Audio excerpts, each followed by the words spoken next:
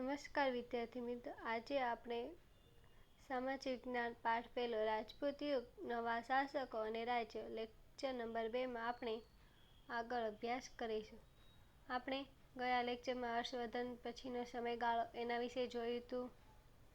તેના રાજાઓ રાણીઓ કેવી વીરતાથી લડતા હતા તે ઉત્તર ભારતના રાજ્યો આપણે કનોજ, બુંદેલખંડ વિશે આપણે માળવાનો પ્રદેશ આપણે જોયું. તો હવે આપણે એનાથી આગળ આજે અભ્યાસ કરીશું,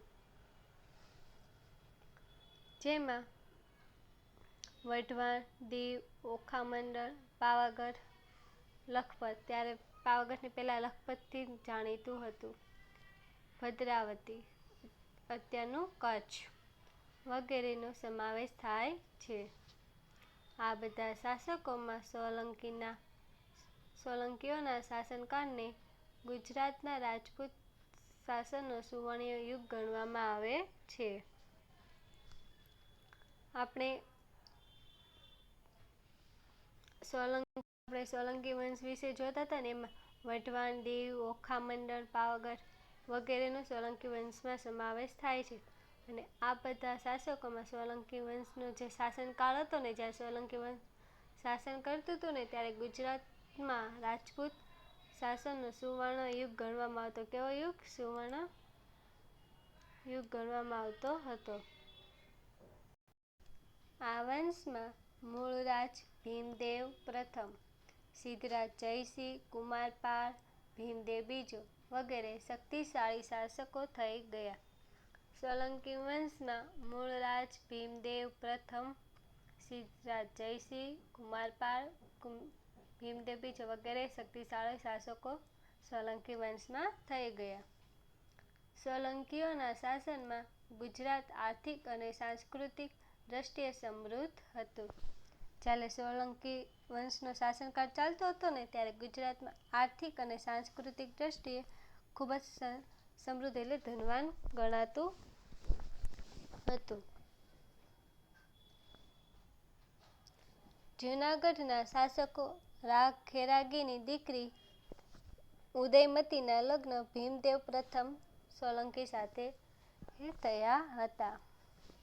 રાણી ઉદયમતીએ પાટણમાં વિશ્વ પ્રસિદ્ધ વાવ બનાવી હતી, જે રાણીની વાવ તરીકે ઓળખાય છે. જે જૂનાગઢનો શાસક છે રાવ ખેરાગીની, તેમની દીકરી ઉદયમતીના લગ્ન ભીમદેવ પ્રથમ સોલંકી સાથે થયા. અને રાણી ઉદયમતીએ ગુજરાતમાં પાટણ જિલ્લો છે ત્યાં એક વિશ્વ પ્રસિદ્ધ વાવ બનાવી હતી, જે અત્યારે રાણીની વાવ તરીકે ઓળખાય છે. આજે આ રાણીની વાવ યુનેસ્કો વર્લ્ડ હેરિટેજ સાઇટનો દરજ્જો મળેલો છે. જે રાણીની વાવ છે તેને યુનેસ્કોનો વર્લ્ડ હેરિટેજ સાઇટ છે, ત્યાં તેને રાણીની વાવને દરજ્જો મળેલો છે. સિદ્ધરાજ જયસિંહની માતા મિનળ દેવી મલયણ દેવી આદર્શ રાજમાતા હતા. તેમણે પ્રજાને ન્યાય આપવા અનેક કામ કર્યા હતા. જે સિદ્ધરાજ જયસિંહની માતા મિનળ દેવી છે તે ખૂબ જ આદર્શ રાજમાતા ગણાતા હતા. તેમણે પ્રજાને ન્યાય આપવા ખૂબ જ ઘણા અનેક કામ કર્યા છે. સોમનાથનો યાત્રા વેરો બંધ કરાવવામાં, ધોળકામાં મલાવ તળાવના બાંધકામમાં તેમનો જ નિર્ણય હતો. જે સોમનાથનો યાત્રાળુ વેરો હોય, એટલે કે સોમનાથ મંદિર જવું હોય ત્યારે પહેલાં એવું હતું કે વેરો આપવો. જ્યાં આપણે યાત્રા કરવા જવી પડે ત્યારે વેરો એટલે પૈસા આપવા પડતા હતા. તો તે યાત્રાળુ વેરો મિનળ દેવીએ બંધ કરાવ્યો. જે ધોળકા છે, અમદાવાદ જિલ્લા પાસે ધોળકા આવ્યું છે ને, ત્યાં ધોળકામાં મલાવ તળાવ બંધાવ્યું. તે મલાવ તળાવ બાંધકામનો નિર્ણય મિનળ દેવીનો જ હતો. સિદ્ધરાજ જયસિંહે કાલિકા સર્વજ્ઞ હેમચંદ્રાચાર્ય પાસે સિદ્ધ હેમ શબ્દાનુસાર શાસન નામના સમૃદ્ધ ગ્રંથની રચના કરાવી હતી. જે હેમચંદ્રાચાર્ય છે તેમણે સિદ્ધરાજ જયસિંહે કીધું હતું કે તમે ગ્રંથની રચના કરો. તો હેમચંદ્રાચાર્ય કાલિકા સર્વજ્ઞ હેમચંદ્રાચાર્ય સિદ્ધ હેમશબ્દાનુશાસન નામના સમૃદ્ધ ગ્રંથની રચના કરાવી હતી. આજે પણ તે ગ્રંથ ખૂબ જ પ્રસિદ્ધ છે. અને આ ગ્રંથની નગરમાં હાથી ઉપર શોભાયાત્રા કઢાવી હતી. ત્યારે પાટણનો રાજા આમ પ્રજાની સાથે ચાલતો હતો. જ્યારે આ સિદ્ધ હેમશબ્દાનુશાસન ગ્રંથ તૈયાર થઈ ગયો ત્યારે તેની ગ્રંથની શોભાયાત્રા હાથી ઉપર કઢાવી હતી. ત્યારે જે પાટણનો રાજા સિદ્ધરાજ જયસિંહ હતો તે પ્રજાની જેમ જ ચાલતો હતો, એટલે કે ઘોડા ઉપર કે હાથી ઉપર બેસીને નહીં, તે પ્રજાની સાથે જ ચાલતો હતો. કુમારપાળ પણ પ્રજા કલ્યાણી શાસક હતો અને આચાર્ય હેમચંદ્રાચાર્યનો તેના ઉપર ઘણો પ્રભાવ હતો. તેમની પ્રેરણાથી રાજા કુમારપાળે રાજ્યમાં જુગારની રમત, પશુવધ ઉપર પ્રતિબંધ મૂક્યો હતો અને અહિંસાના પાલન માટે કડક આજ્ઞાઓ કરી હતી. જે કુમારપાળ છે તે પણ પ્રજા કલ્યાણી શાસક હતો અને આચાર્ય હેમચંદ્રાચાર્ય ઉપર તેનો ખૂબ જ પ્રભાવ હતો. આચાર્ય હેમચંદ્રાચાર્યની પ્રેરણાથી કુમારપાળે રાજ્યમાં જુગારની રમત, પશુવધ, જે પશુઓ અને પ્રાણીઓની હત્યા કરી નાખે તેનો પ્રતિબંધ મૂકાવ્યો હતો અને અહિંસા કરે છે, જે મારપીટની એના પર કડક હિંસા કરે છે તેના ઉપર પાલન એટલે કડક કાયદો મૂક્યો હતો. એટલે અહિંસાના પાલન માટે કડક આજ્ઞાઓ કરી હતી કે અહિંસા જ રાખવાની એમ તેનો આજ્ઞા કરી હતી. અને કુમારપાળ ચરિત્ર ગ્રંથ લખી હેમચંદ્રાચાર્ય આ રાજાની પ્રતિષ્ઠામાં વધારો કરેલ છે. હેમચંદ્રાચાર્યએ કુમારપાળ ચરિત્ર ગ્રંથ લખીને આ રાજાની પ્રતિષ્ઠામાં એટલે તેની ખ્યાતિમાં વધારો કરે છે. કુમારપાળ બાદ અજયપાળ પાટણની ગાદીએ આવ્યો હતો. લગભગ 4 વર્ષના શાસન બાદ તેનું અવસાન થતાં ગુજરાતની ગાદી ઉપર તેનો પુત્ર મૂળરાજ બીજો આવ્યો. જે કુમારપાળ અવસાન બાદ પાટણની ગાદી ઉપર અજયપાળ આવ્યો.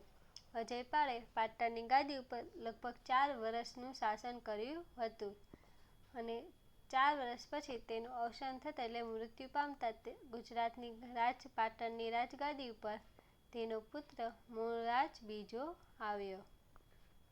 ઈસવીસન 1178ની આસપાસ શિહાબુદ્દીન ઘોરીએ ગુજરાત પર આક્રમણ કરેલ ત્યારે મૂળરાજ બીજો નાની ઉંમરે તેનો સામનો કરી તેને હરાવ્યો હતો.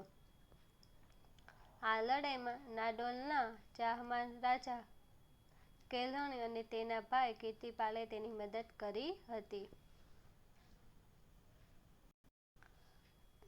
મૂળરાજ ગાદી ઉપર આવ્યો ઈસવીસન 1778. જ્યારે 1778 શિહાબુદ્દીન ઘોરીએ ગુજરાત પર આક્રમણ કર્યું ત્યારે મૂળરાજ બીજો નાની ઉંમરે હતો ત્યારે તેને શિહાબુદ્દીન ઘોરીનો સામનો કરીને અને શિહાબુદ્દીન ઘોરીને હરાવ્યો હતો. અને એ લડાઈમાં નાડોલના ચાહમાન રાજા કેલ્હણ અને તેનો ભાઈ કીર્તિપાલે મૂળરાજ બીજાની મદદ કરી હતી. સોલંકી શાસકોની સત્તા નબળી પડતા ગુજરાતની ગાદી ઉપર વાઘેલા વંશનું શાસન આવ્યું. પછી સોલંકી શાસકોની સત્તા નબળી પડી ગઈ. પછી સોલંકી શાસનનો અંત થયો અને ગુજરાતની ગાદી ઉપર વાઘેલા વંશનું શાસન આવ્યું. વાઘેલાઓ સોલંકીઓના વફાદાર સરદાર હતા. જે વાઘેલાઓ હતા તે સોલંકી વંશના વફાદાર સરદાર રહ્યા હતા.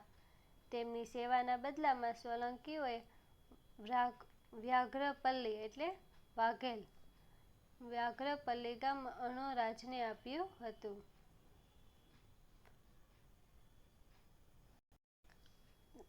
જે વાઘેલા સોલંકીના સરદાર હતા તેમની સોલંકીઓએ સેવાના બદલામાં વ્યાઘ્રપલ્લીનું ગામ અણોરાજને આપ્યું હતું. જે ગામના નામ ઉપરથી તેમના વંશજો વાઘેલા કહેવાયા. આમ તો તેઓ મૂળ ચાલુક્ય જાતિના હતા. વાઘેલા વંશમાં વીર ધવલ, વિશળદેવ, અર્જુનદેવ, સાળંગદેવ જેવા શાસકોએ ગુજરાતનું શાસન સારી રીતે ચલાવ્યું હતું. આજે વ્યાઘ્રપલ્લી ગામ છે અણોરાજને આપ્યું હતું તે તેમના ગામના નામ ઉપરથી તેમના વંશજો વાઘેલા કહેવાય છે. આમ તો તે વાઘેલા મૂળ ચાલુક્ય જાતિના હતા, પરંતુ પછી તેઓ વાઘેલા વંશના થયા. વાઘેલા વંશના જે વીર ધવલ, વિશળદેવ, અર્જુનદેવ, સાળંગદેવ વગેરે ગુજરાતમાં સારી રીતે શાસન ચલાવ્યું હતું. વીર ધવલના શાસનકાળમાં ગુજરાતને વસ્તુપાલ અને તેજપાલ જેવા સમર્થ મંત્રીઓ મળ્યા હતા. જ્યાં વીર ધવલનો શાસનકાળ હતો ત્યારે ગુજરાતમાં વસ્તુપાલ અને તેજપાલ જેવા સમર્થ મંત્રીઓ હતા. જે તમે ગુજરાતનું માઉન્ટ આબુ જોયું છે, માઉન્ટ આબુ ગયા છે તો ત્યાં ડેરા છે વસ્તુપાલ અને તેજપાલના, ત્યાં ડેરા આવેલા છે ત્યાં માઉન્ટ આબુ પર. તેમની મૂર્તિ બનાવેલી છે. ત્યાં એમ કહેવાય છે કે વસ્તુપાલ તેજપાલના ત્યાં ડેરા આવેલા છે. આ મંત્રીઓની કુનેના કારણે ગુજરાતમાં મુસ્લિમોના આક્રમણોથી બચ્યું હતું. જ્યાં વસ્તુપાલ અને તેજપાલ જેવા મંત્રીઓ હતા તેના કુનેથી ગુજરાતને મુસ્લિમના આક્રમણથી બચાવ્યું હતું. વાઘેલા વંશના છેલ્લા શાસક કર્ણદેવ વાઘેલાના સમયમાં ઈસવીસન 1304ની આસપાસ ગુજરાતમાં દિલ્હી સલ્તનતની સ્થાપના થઈ. આ વસ્તુપાલ અને તેજપાલ જેવા સમર્થ મંત્રીના કારણે મુસ્લિમો આક્રમણથી બચ્યું, પરંતુ વાઘેલા વંશનો જે છેલ્લો શાસક કર્ણદેવ વાઘેલા હતો ત્યારે સમય ઈસવીસન 1304ની આસપાસ ગુજરાતમાં દિલ્હી સલ્તનતની સ્થાપના થઈ. એટલે કે મુઘલ વંશ જે મુસ્લિમોનું હતું તેની સ્થાપના થઈ ગઈ. 8મી સદીના મધ્ય ભાગમાં બંગાળમાં પાલ વંશનું શાસન હતું. આ વંશના સ્થાપક અને તેના વંશજોના નામોના પાલ શબ્દ પાછળના ભાગમાં આવતો હોવાથી આ વંશને બંગાળનો પાલ વંશ કહેવામાં આવે છે. હવે 8મી સદી જે હતી તેનો મધ્ય ભાગ, એટલે હવે ગુજરાતની વાત પૂરી થઈ. હવે બંગાળમાં 8મી સદીમાં મધ્ય ભાગમાં બંગાળમાં પાલ વંશનું શાસન હતું. આ વંશનો જે સ્થાપક છે અને તેના વંશજોના નામોના પાછળ પાલ શબ્દ લાગતો હતો, એટલે કે આ વંશને બંગાળના પાલ વંશ કહેવામાં આવે છે. આ વંશનો સ્થાપક ગોપાલ ઈસવીસન 750-770 સુધી નામનો રાજવી હતો. પાલ વંશનો સ્થાપક કોણ હતો? ગોપાલ નામનો રાજવી હતો. પાલ વંશના પતન બાદ ઈસવીસન 1095માં સેન વંશની સ્થાપના થઈ હતી.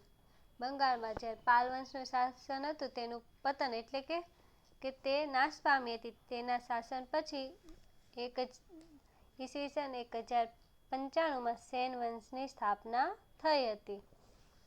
આ વંશમાં વિજયસેન પ્રથમ નોંધપાત્ર રાજા હતો. તેના પુત્ર બલ્લાલ સેને દાનસાગર અને અદ્ભુતસાગર નામના ગ્રંથો રચ્યા હતા. જે સેન વંશની સ્થાપના કોણે? વિજયસેને કરી હતી. તેનો પુત્ર બલ્લાલ સેને તેણે દાનસાગર અને અદ્ભુતસાગર જે બે ગ્રંથો છે તેમની રચના બલ્લાલે કરી હતી. કર્ણદેવ વાઘેલા પાસેથી ગુજરાત જીતી લીધા પછી દિલ્હીના સુલતાન નાઝિમો સુબાની નિમણૂક કરતા.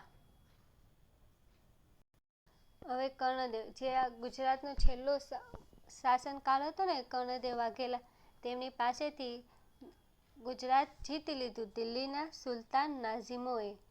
દિલ્હી સલ્તનત લાગે તો તેનો સુલતાન નાઝિમોની નિમણૂક કરી હતી. તે દ્વારા રાજ્યનો વહીવટ થતો હતો. ઈસવીસન 1407માં જફર ખાન મુઝફ્ફર શાહ નામ ધારણ કરી સુલતાન બન્યો. આ વંશમાં 14 સુલતાનો થઈ ગયા, જેમાં અહમદ શાહ, મોહમ્મદ બેગડો, બહાદુર શાહ જેવા સુલતાનોનો સમાવેશ થાય છે. 17મી સદીમાં ગુજરાતમાં મુઘલ શાસનની શરૂઆત થતાં સલ્તનત કાળ પૂરો થયો હતો. જે કર્ણદેવ વાઘેલા પાસે ગુજરાત જીતી લીધું પછી તેનો સુલતાન નાઝીમો બન્યો અને તે ગુજરાતનો વહીવટ ને બધું ચલાવતો હતો. ઈસવીસન 1417માં પછી નાઝીમો પછી જફર ખાને મુઝફ્ફર શાહ નામ ધારણ કર્યું હતું અને તે નામ ધારણ કરીને પછી તે સુલતાન બન્યો હતો અને પછી આ વંશના 14 સુલતાનો થઈ ગયા, જેમાં અહમદ શાહ, મોહમ્મદ બેગડો, બહાદુર શાહ જેવા સુલતાનો થયા. આમ કરીને 17મી સદી સુધી ગુજરાતમાં રાજપૂત શાસન ચાલ્યું. પછી 17મી સદીમાં ગુજરાતમાં મુઘલ શાસનની શરૂઆત થતાં સલ્તનત કાળ પૂરો થઈ ગયો. આજના માટે આટલું. દક્ષિણ ભારતના રાજ્યો આપણે આવતા લેક્ચરમાં ભણીશું.